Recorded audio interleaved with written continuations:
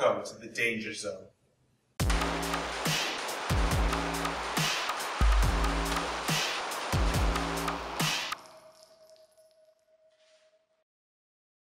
Hi, welcome to our new series. My name is Jeremy. And I'm Jeremy as well. We're going to start a new series called Jeremy versus Jeremy, where we pick a topic. Today is going to be the Walther PPK, where one of us has to attack and the other will defend. Now, how we decide that is whoever's going to flip this coin will decide which one they're doing. So I'm going to flip. If I get heads, I'll attack. If I get tails, I'll get defend, and we'll switch over every time. So I'm going to go ahead and flip this coin right now. Today I am tails, so I'm going to be defending. So, before we get started, let's get some background and history behind these guys so we're all on the same page.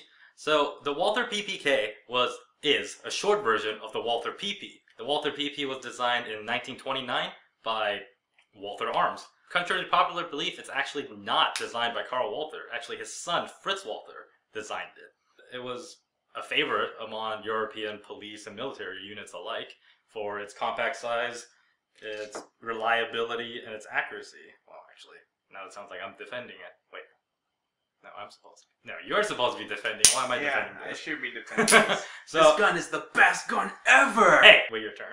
The biggest difference between the PPK and the PPKS is that the PPK, in its original form, did not actually pass U.S. import laws. So they had to, it missed it by just a few points. It was just a little too light and too small. So Walther actually increased the frame. What they did was they put the Walther PP frame on the PPK slide. So it made it a little bit bigger and just heavy enough to get it imported to the US. That's awesome. That's how we actually have these PPKs. They're manufactured by Interarms, so Walther actually gave them the licensing to make them. So that's an awesome plus. Oh, we're starting now, huh? Oh, we've got it on. So, all right. One of the coolest things about this gun is that it uses a fixed barrel, so it's extremely accurate. It's actually very natural to point. When you're holding the gun up, the sights line up just right according to the way the grip angle is set into it. It's a fairly comfortable gun to hold as well. It kind of falls in a nice contour to your hand. It's got a decent capacity. You're looking at 6 rounds in the PPK plus 1 in the chamber, 7 with the PPKS. Also, very iconic as well. You got the James Bond factor going with the PPK, and with the stainless PPKS, you got the Archer part as well. Phrasing. Yeah, that's right. Well, that was a pretty good argument, but there are a lot of major downsides to this gun as well. Like what? Oh, come on. It's not very fun to shoot, okay? That is true. I mean, I don't know if you shot one. They look great, and, in TV, like you mentioned, or in movies, James Bond and Walther, they could, shoot no problem. But these guns, because of how small they are, and they're chambered in 380, which we'll get to that later, most semi-automatics, like a 9mm, like a full-size 9mm, they're more of a giant, like a soft push against you, like a Glock, especially an HK or full SIG. They're a lot heavier, so it's a nice gentle push against you. Whereas something like the Walther PPK, it slams right into your fist every time you shoot. Shit, it's got quite a bit of a kick. More than I thought. But it makes you feel like you're alive. No, that's silly. I mean, you know what else feels alive? The guy you shot. That's true. Okay, so. But it delivers like a brick through a stained glass window. That's not true. You just hear that in movies. Hey, Q says it, so it makes it true. Hey, just because Archer and Q says it doesn't make it true. Alright, well, let's go back to why it's good. Because of the fixed barrel design, it makes it an excellent suppressor host. So when you see these guns being used as spy guns, it's mainly because of its small size, it's easy to conceal. I bet you most secret agents don't really care whether it actually has a lot of recoil. And because of that fixed barrel, it doesn't have the tilting motion, just like most firearms with a lock breech do. You can have a threaded barrel pressed into the frame and then easily put suppressors on there, and you don't have to worry about cycling issues.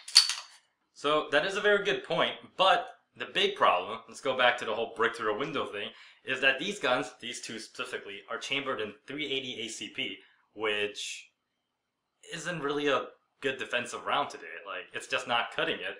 It's, at the time, it was a great man stopper. That was before the 9mm Luger came out. Let me give you a quick demonstration. Okay? Here's the 380, okay? Not too bad. But here's the 9mm. As you can see, it is substantially longer. You can clearly see the difference here. And it's just not cutting it today. I mean, you can get a lot of guns in the same size or smaller in 9mm. Glock 26, around the same size. M&P Shield, another very good contender. And the SIG's 938, 9mm, even smaller. Okay, you have a valid point there. However, if I were to put a 380 round in your leg right now, I don't think you would be okay. So what I'm trying to get at is that 380, even though it does have significantly less powder, so it's not as effective of a stopping round, you still have to consider a bullet's a bullet, and bullet placement is huge when you're talking about defensive situations. Have you heard of the old saying, don't buy the hand that feeds you? Yeah. Well, this gun literally bites your hand. You know, don't laugh. It's true. No. So I'm referring to what's called as the Walther bite, the hammer bite, or the slide bite, however you call it. And what happens is most people with bigger hands tend to overgrab the grip. You know, I don't have that problem, but you know, people with bigger hands like he does. And you know what they say about bigger hands? Better grip. Yeah, less recoil. Duh. Hey, you know what? So what happens is people tend to overgrab and then they right up their hand and then the slide comes back and cuts you right in between. You can get a cut here, or both. Yeah, that is true. I can personally test that as I have given up some skin making the range video. I believe you'll be able to click to one of the links on there. You'll see that as I'm shooting, it does come back and I actually have a scar from Walther bite or slide bite. But I will say that I would give up a little bit of skin to be able to defend myself. Okay. Fair point. But how are you going to defend yourself when you can't hit anything? What are you talking about? This gun's super accurate. The double action on these things, yes, they are the first commercially successful double action auto pistol, but the double action technology today and back then are completely different. If you ever shot a double action today, it's like, you know, nice and smooth, easy to pull, okay. You know, not too bad. But this thing is like, look at this, it's like 10 pounds. I would actually say it's probably 10 pounds. Makes the gun safer so you don't need to use the Oh, whatever. Whatever. And the single action is amazing on this. It's like maybe 4 pounds single action. So what, burn around into the ground? Hey, SEALs do it. They just burn one and then go into it. 15 left. You know, yeah, but you only have 7 rounds in this. 7 rounds is all oh, wait, that's not the right one. Alright, well, my final point here is, let's say you're out with a couple buddies, you got a couple bottles, nobody brought a bottle opener. Lock the slide back on your Walther. This does require you to have an empty magazine. Carry a spare mag in your pocket with no rounds and it'll be fine. Lock it back in place and you got yourself a nifty bottle opener. There you go.